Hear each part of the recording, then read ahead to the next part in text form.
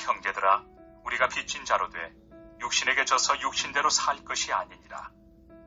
너희가 육신대로 살면 반드시 죽을 것이로되 영으로서 몸의 행실을 죽이면 살리니 무릇 하나님의 영으로 인도함을 받는 사람은 곧 하나님의 아들이라. 너희는 다시 무서워하는 종의 영을 받지 아니하고 양자의 영을 받았으므로 우리가 아빠, 아버지라고 부르짖느니라.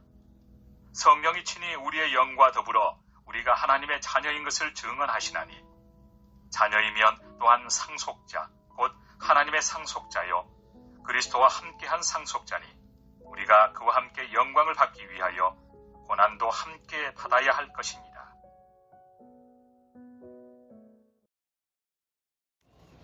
우리 교회나 교단에서 이단을 정하는 기준은요, 초대교회 때부터 이어져온 중요한 핵심 교리를 부정하는가에 있다라고 합니다.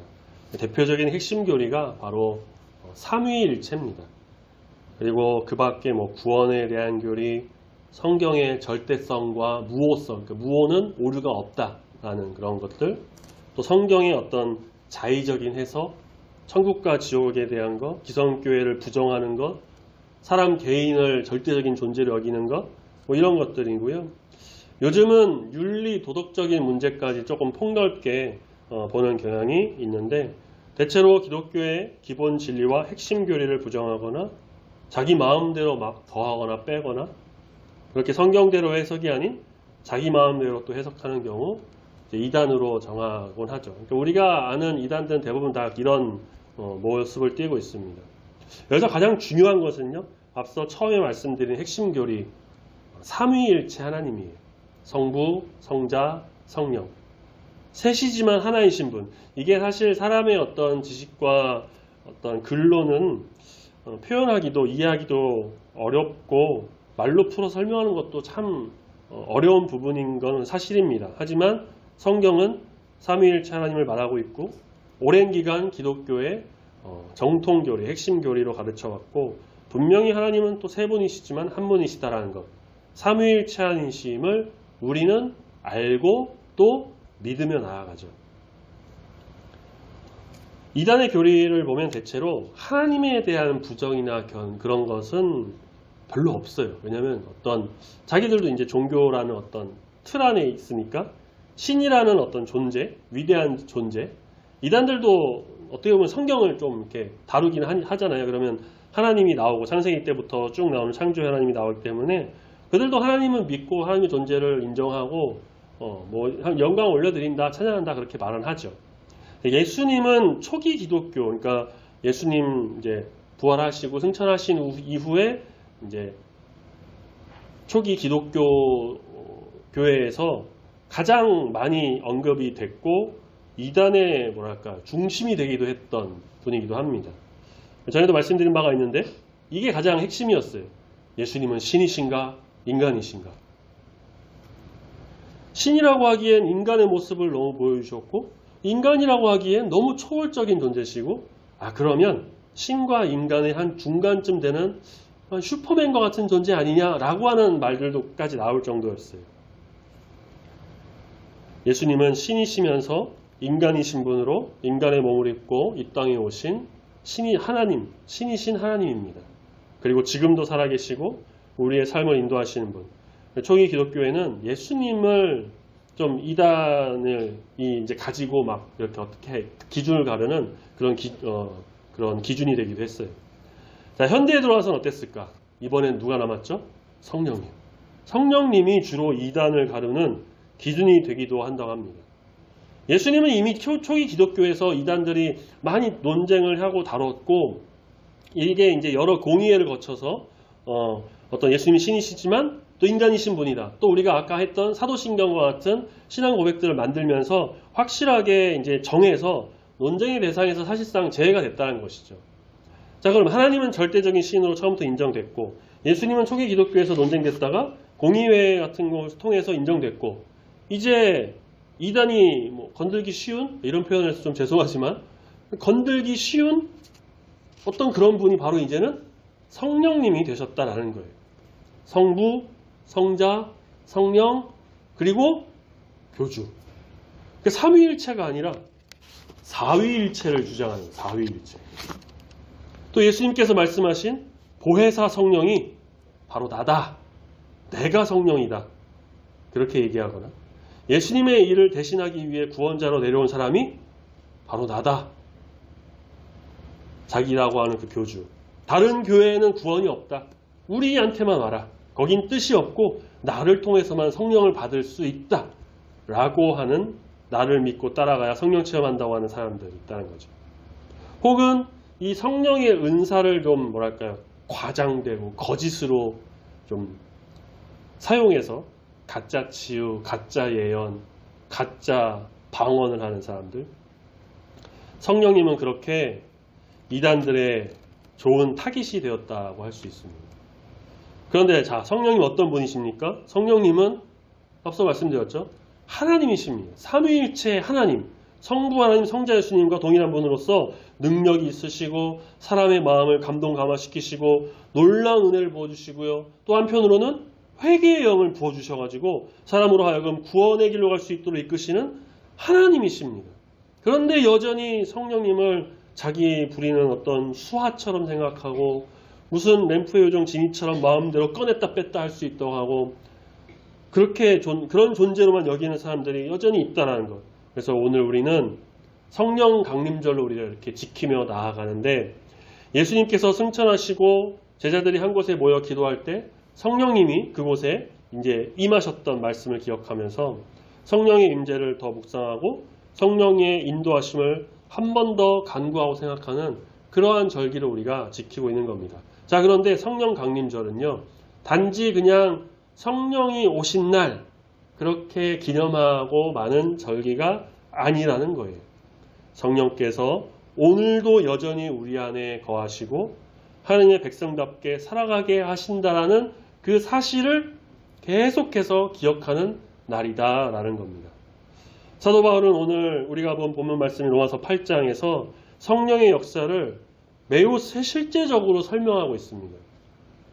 성령은 단순한 능력을 주시는 분이 아니라 우리를 죄에서 떠나게 하시고 하나님의 자녀라는 걸 확신하게 하시고 연약함 가운데서도 기도하도록 도우시는 분이시다라는 거죠. 오늘 말씀을 통해서 성령님의 임하심을 우리가 좀 더 깊이 바라보고 성령 안에서 살아가는 주의 자녀, 성령 충만함으로 더욱 거룩하여지는 귀한 말씀의 이 시간이 되기를 소망합니다. 아멘. 간단한 질문을 하나 드려볼게요. 지금 하나님을 믿고 예수 그리스도를 영접하기 전에 나는 단 한 번도 죄를 짓지 않고 깨끗하게 살아왔다. 자신 있게 손들 수 있는 분 계십니까? 제가 왜 간단한 질문이라고 했을까요? 답이 간단하기 때문이에요. 아무도 없습니다. 아무도 없어요. 우리 중 그 누구도 하나님을 신실하게 믿고 예수 그리스도를 나의 구주로 영접하고 십자가의 보혈로 죄 씻음을 받기까지 그 전에 정말 티끌 하나만큼도 없이 깨끗하게 살아온 사람은 없어요. 저도 마찬가지고 우리 성도님도 마찬가지고 모든 사람이 그렇습니다. 사실 지금도 우리는 알게 모르게 죄를 여전히 짓긴 하지만 예수님의 그 십자가의 대속하심으로 그 피로 인해서 우리는 회개함으로 죄사함을 얻죠. 그런데 그전에는 그것도 몰랐던 거예요. 누구나 다 죄에 속한 자들이었습니다. 바울도 그래서 말합니다. 12절 육신에게 져서 육신대로 살았다. 육신의 정욕, 세상의 욕심과 죄를 따라서 그렇게 죄인으로서 회개하지 않고 예수님 모르면서 살았던 우리라는 겁니다. 자, 그런데 사실 제가 말씀을 지금 조금 틀리게 읽었어요. 말씀을 다시 보시면요. 12절에 바울은 뭐라고 말해요? 육신에게 져서 육신대로 살았다. 이렇게 말하지 않았어요. 뭐라고 합니까? 육신에게 져서 육신대로 살 것이 아니니라. 과거에는 그렇게 살았을지라도 지금은 육신대로 살고 있지 않다라고 말합니다. 예수님 믿기 전에는 죄와 욕망에 끌려 살았습니다. 내 욕심을 내세우고 하나님 말씀에 순종하기보다는 그냥 마음이 오는 대로 내키는 대로 세상이 부르는 대로 살았습니다. 자, 그런데 우리의 삶의 방향이 달라지고 육신에게 져서 육신에 끌려가지 않고 그렇게 살지 않고 지금 어때요? 이렇게 이 시간에 이 좋은 날에 말씀 위에 굳게 서서 예배드리고 예수 그리스도의 신실하심을 믿고 십자가의 구원을 믿으며 회개하며 늘 그렇게 살아가는 것. 무엇 때문일까요? 누구 때문입니까? 바로 그렇게 인도하신 분은 성령님. 성령님께서 나의 마음에 나의 삶에 임하셔서 성령께서 내 위에 임재하셔서 내 삶이 변화되었다. 성령은 그렇게 우리를 새로운 삶으로 인도하신다라는 겁니다. 소위 성령 세례라는 말이 있어요. 우리가 교회를 다니고 시간이 지나면 이제 학습 세례를 받거나 아니면 어렸을 때 아기 때 유아 세례를 받고 이제 입교를 통해서 이제 그렇게 나아갔죠. 물로 세례를 받습니다. 교회법에 의해서 세례교인이 되면은 이제 정식으로 교회 회원이 되는 거예요. 사람이 만든 법이긴 하지만요. 충분히 성경을 통해서 성경을 검토해서 만들었고 세례를 통해서 과거의 나 자신을 버리고 새로운 사람으로 이제 거듭나 하나님을 신실하게 믿는 참된 성도, 교회에 정말 헌신과 섬김으로 나아가기를 다짐하는 그런 귀한 정말 예식이에요. 성령 세례는 그럼 뭘까? 성령께서 우리가 이제 물로 세례를 받는 것처럼 그렇게 우리 위에 임하셨다라는 겁니다. 성령 세례는요, 확실하게 체험하는 경우가 있고 나도 모르게 받는 경우가 있어요. 이전에 우리 교회에서 사역하셨던 그 예수전도단 출신의 간사님께서 간증하셨던 적이 있는데 자기는 아주 뜨겁게 성령 세례를 받았다라고 하셨어요. 기도하는 순간에 정말 머리에 어떤 불과 같은 뜨거운 뭐가 너무 뜨거워서 참을 수 없을 정도로 뭐가 임했는데 그게 계속 흘러 내려서 막 어깨부터 해서 이렇게 밑으로 쭉 타고 내려가면서 발끝까지 막 뜨거워지는 그런 느낌, 그런 경험을 하셨다라고 단증했어요. 눈에 보이는 것은 아무것도 없었는데 정말 막 불이 떨어지는 것처럼 그래서 손끝 발끝까지 다 뜨거워지는 경험을 했다. 그렇게 정말 뜨거운 성령 세례, 불 세례를 경험하여서 성령을 받는 경우가 있고 한편으로는 나도 모르는 사이에 성령께서 오셔서 그렇게 성령의 임재 안에 거룩해지는 사람이 있다라는 거예요. 물 세례를 받을 때 성령께서 같이 이제 임하시거나 아니면 정말 하나님 믿고 교회 다니고 열심히 세례도 받고 잘 했다가 잘 몰랐는데 아직 믿음이 성숙하지 않았는데 어느 순간 예배 드리는 가운데 정말 나도 모르게 기도하는 중에 성령께서 임재하시거나 어떤 방식으로든 우리에게 성령이 임하셨습니다. 그래서 우리는 다 성령 받은 사람이에요. 그러니까 우리가 물 세례도 평생에 한 번 받는 것처럼 이제 다시 성령 세례를 뭐 받는다거나 성령을 뭐 받아야 된다 그런 건 없어요. 성령 세례는 살면서 한 번 받습니다. 그렇다면 우리가 앞으로 해야 되는 건 뭐냐? 늘 말씀드리고 우리가 잘 아는 말이죠. 성령 충만. 성령께서 내 안에 가득 차게 임하시는 것. 그러니까 우리는 이제 그것을 노력하며 강구하며 나가야 합니다. 성령 충만은 단순하게 감정적인 어떤 체험인 것이 아니라 삶 속에서 죄를 죽여가는 거룩함의 역사다라는 것. 우리는 그렇게 나 자신을 내려놓고 나를 죽이고 성령이 임하시는 정말 거룩한 삶을 살아가는 그렇게 이전과 다른 새로운 삶을 살아가는 성령의 사람인 줄로 믿습니다. 아멘. 성령께서는 또한 우리가 하나님의 자녀임을 확신하게 하십니다. 14절 같이 한번 보시죠. 누구든지 하나님의 영으로 인도를 받은 사람들은 다 하나님의 아들입니다. 아들이라고 했으니까 우리 권사님이나 성도님들은 뭐 아무것도 아니냐? 아니야, 아들이나 딸이나 다 똑같아요. 이제 표현에서만 아들이라 한 거지. 다 하나님의 아들, 딸, 하나님의 자녀입니다. 15절. 이제 우리는 다시 두려움에 이르게 하는 종의 영, 세상의 영, 인간의 욕심, 욕망의 영, 사탄의 지배를 받는 그 죄의 영을 받지 않고 하나님의 자녀의 영을 받게 되는데 특이한 점은 뭘까요? 무슨 영을 받았다고 합니까? 양자의 영. 하나님의 아들은 예수님 뿐이십니다. 그래서 독생자, the one and only 라고 부르죠. 독생자는 사실 예수님께만 붙일 수 있는 거예요. 자, 그런데 우리도 하나님의 자녀라고 했어요. 사실 우리는 세상에 속한 자들이었는데 그렇게 죄의 영, 종의 영, 세상에 속한 그런 사람들이었는데 이제 세상의 것을 버리고 하나님을 따름으로 인해서 성령께서 우리 안에 임하시면 하나님의 자녀가 되는 거예요. 자, 그런데 하나님의 자녀는 아들은 예수님 한 분뿐이다. 그래서 우리는 하나님의 뭐가 돼요? 양자가 되는 거예요. 입양된 거예요. 입양. 그래서 양자라고 해서 차별받고 무시당하고 뭐 이렇게 그러지 않습니다. 똑같아요. 하나님의 아들, 자녀 똑같습니다. 법적으로 똑같은 권한을 받습니다. 그래서 15절에서 이렇게 말하고 있죠. 우리가 하나님을 뭐라고 불러요? 아빠, 아버지라고 부르느니라. 성령께서는 우리를 하나님께 가까이 가게 하시고 하나님의 뜻을 구하게 하십니다. 그래서 우리에게 두려움 대신에 아들의 영을 주시는 거예요. 이전 성경에서는 뭐 아바 아버지라고 했는데 지금 개역개정에서는 아빠 아버지라고 하죠. 같은 말입니다. 종은 주인을 두려워하지만요. 자녀는 아버지를 사랑하고 신뢰합니다. 성령께서는 그렇게 나와 하나님의 관계를 새롭게 만드셨어요. 이전에는 하나님을 아버지라 부를 수가 없는 죄의 얽매인 자, 막 종의 영을 가진 자, 그런 세상에 속한 자였지만 이제는 어때요? 성령을 받음으로 새롭게 돼서 하나님을 아버지라 부를 수 있는 양자의 영을 받아 거룩한 주의 자녀가 되었다라는 것입니다.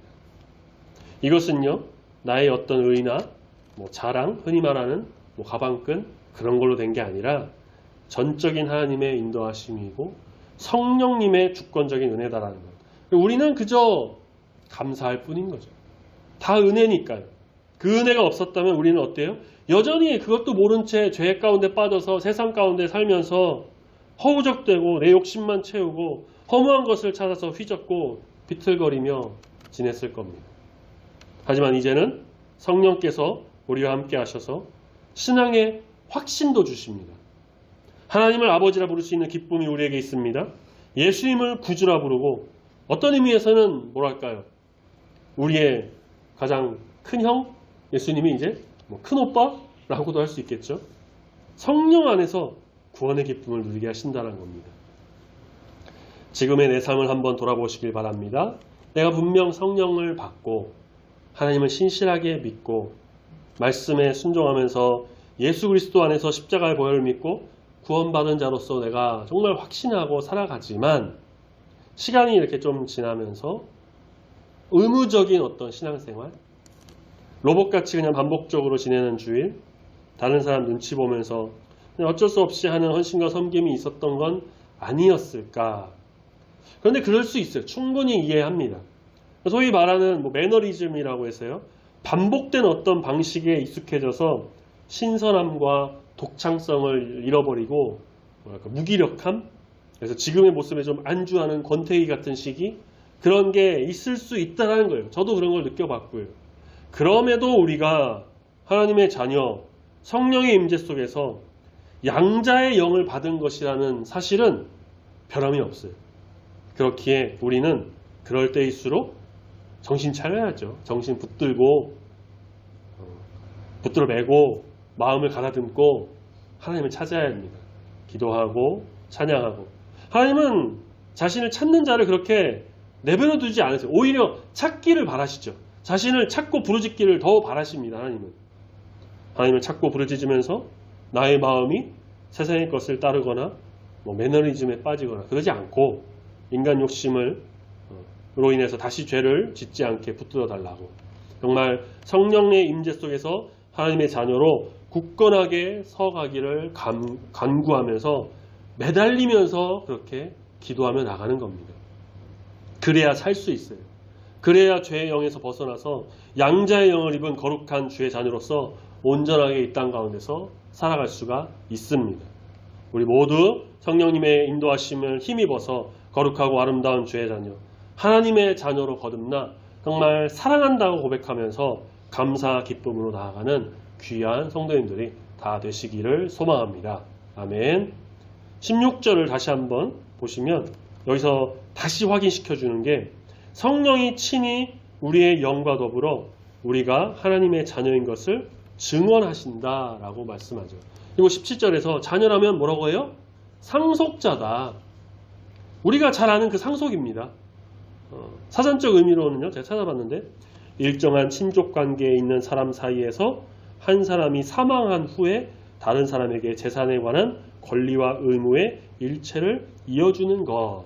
뭐 이렇게 설명하고 있어요. 뭐 어렵게 풀어 설명하지만 상속이 뭔지는 우리가 다 알아요.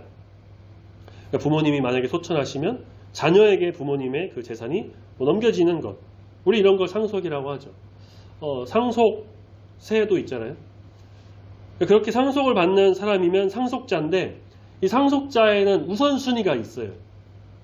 찾아봤는데요. 1순위는요. 직계 비속이라고 해서요. 자녀입니다. 자녀. 여기에는 손자, 손녀도 포함되는데 그렇다고 해도 그 자녀가 더 먼저예요. 배우자를 1순위라 생각하는 분들이 있는데 배우자가 만약에 계시다면 자녀와 같이 공동 상속인이 된다고 합니다. 자녀가 없으면 배우자가 1순위고요. 2순위가 부모님이나 조부모, 3순위가 형제 자매, 4순위가 이제 사촌 이내 친척인데 뭐 다 따져봐도 어쨌든 무조건 1순위는 자녀예요. 자녀가 당연하게 받는 겁니다. 자, 우리는 하나님의 자녀입니다. 이 말은 뭘까요? 당연하게도 우리는 하나님의 상속자라는 겁니다. 하나님의 독생자 예수 그리스도와 함께 한 상속자다라는 것. 양자도 동일한 권한을 받기 때문에 동일한 자녀로서 우리는 동일한 상속자다라는 겁니다. 이게 얼마나 큰 은혜인지 몰라요. 하나님의 그 위대하신 일과 뜻과 거룩하심이 우리에게도 상속된다라는 것. 성령의 인도하심으로 양자의 영을 받은 우리는 거룩한 하나님의 상속자입니다. 자, 그런데 우리의 가슴을 좀 철렁하게 만드는 게 있어요. 17절 하반절 보시면요. 우리가 그와 함께 영광을 받기 위하여 고난도 함께 받아야 할 것이라. 상속에는요. 집, 돈, 물질, 부동산 다 그런 것만 있는 게 아니에요. 아시겠지만 부채, 빚도 상속됩니다. 자, 그렇다고 해서 고난이 꼭 부채라는 건 아니면요. 그렇게 우리가 접목해서 한번 생각하시면 조금 이해가 빠를 거예요. 상속자이신 예수님과 함께 하나님의 영광을 위해 나갈 때에 뭐도 같이 받는다고요? 고난도 같이 받는다고요. 그러니까 우리가 고난도 상속받는다는 거예요. 바로 우리 하나님의 양자의 영을 입은 자녀의 길이 바로 그런 길이다라는 겁니다. 어렵죠? 힘들어요. 지금 좀 나아졌다고 하지만 중동 사태로 고유가 시기고 코스피, 저는 주식은 잘 모르지만 그게 엄청 올랐죠. 근데 우리가 체감하는 건 별로 없는 것 같기도 하고 주식을 하는 분이 계신지 모르겠지만요. 우리가 있는 곳의 경제는 늘 힘들고 어려워요. 상황이 좋아지고 생활이 나아지고 좀 마음이 풍족하고 삶의 여유가 있으면 좋겠는데 모두 다 그렇지는 않아요. 또 몸도 힘들기도 하고 아프기도 하고 마음이 무겁고 고난이 쌓여가고 왜 그럴까? 왜 우리에게 이런 힘들고 어려운 일이 고통이 있을까? 고민이 있을까? 아니 내가 양자의 영을 입었고 하나님의 자녀로 이제 정말 성령의 그 능력 안에서 새 사람이 되어가지고 새로운 길을 걸어가고 작정하면서 나가는데 하나님의 뜻을 따르고 근데 왜 힘들지? 자, 이런 연약함이 여전히 사람에게는 성도에게는 있다라는 겁니다. 바울은 여기서요 성령님의 아주 중요한 사역 하나를 알려줍니다. 밑으로 조금 내려가셔서 26절, 27절 로마서 8장 26절, 27절 우리 한 목소리로 같이 한번 읽어보겠습니다. 26, 27절 시작. 이와 같이 성령도 우리의 연약함을 도우시나니 우리는 마땅히 기도할 바를 알지 못하나 오직 성령이 말할 수 없는 탄식으로 우리를 위하여 친히 간구하시느니라. 마음을 살피시는 이가 성령의 생각을 아시나니 이는 성령이 하나님의 뜻대로 성도를 위하여 간구하심이니라. 아멘. 기도해야 되는데 기도하기 어려울 정도로 막 힘들어요. 연약해요. 넘어지고 말도 안 나와요. 좌절합니다.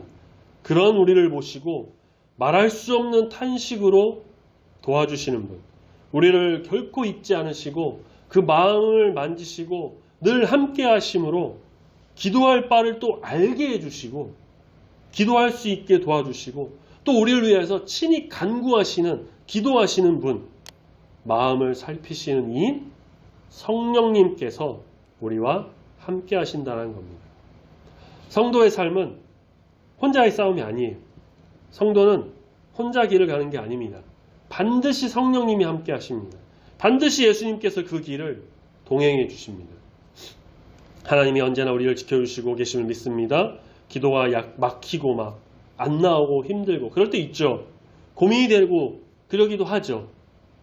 그럴 때 성령님께서는 오히려 우리를 위해 더 기도해 주신다는 겁니다. 막 포기하고 싶고 그만두고 싶고 이제 지치고 더 하고 싶지 않다고 느낄 때도 있죠. 무기력함이 생깁니다.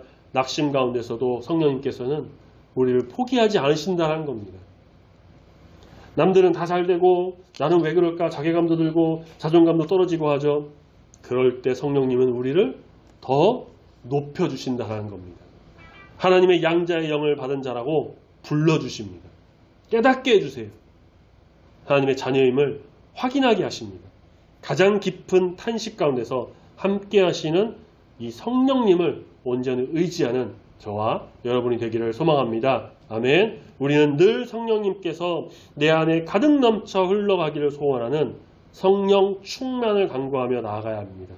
내가 부족한 것을 성령님이 채워주시고 내가 연약한 부분을 성령님이 강하게 고쳐주십니다. 내가 넘어질 때 성령님이 일으켜 세워주시고 내가 기도할 수 없을 때 성령님이 기도해 주십니다.